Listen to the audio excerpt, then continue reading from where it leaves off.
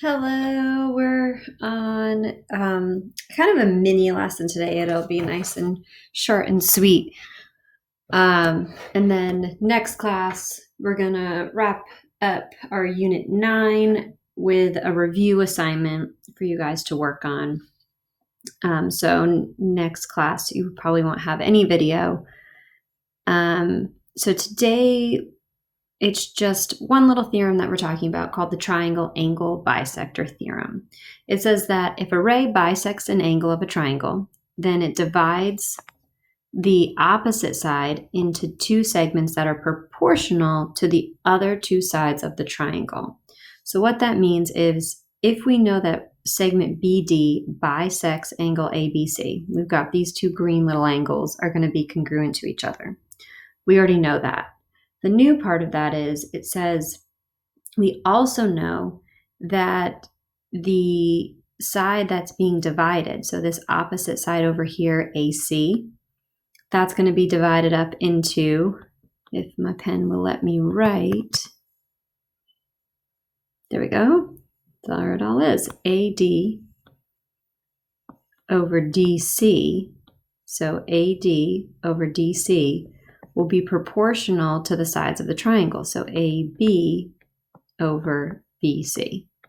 Or you also could say AB over AD. And this one's often a more popular way of writing it. So this side over here, AB over AD, will equal BC over DC.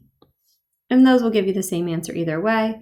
It's just saying that that angle bisector divides this opposite side so that it's proportional to the two sides of this triangle.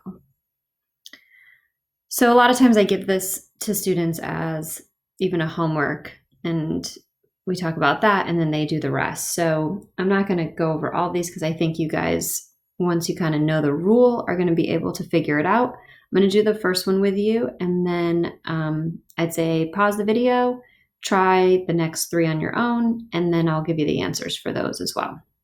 So segment SQ bisects angle PSR. So we know that those two angles are going to be congruent. We also know now that SQ is going to divide that opposite side proportionally. So I could set this up as X over 6 will give me 8 over 5. And you have to do that same side, set it up in the same way. Or you could have done X over 8 equals 6 over 5. Either way, you're going to get the same thing of 5x equals 48. Divide both sides by 5, and x is 9.6. Now I will say the rest of these three all do result in decimals or fractions. So I'd say if it's a long decimal, write it as a fraction. If it's a short decimal, then it doesn't matter either way. So go ahead, pause your video and try numbers 2, 3, and 4.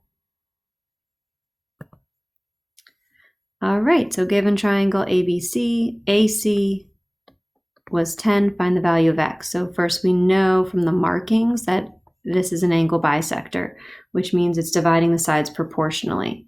So we're going to have 6 over this side over here. So I don't know it exactly, but I know the whole thing is 10, and this side over here is x.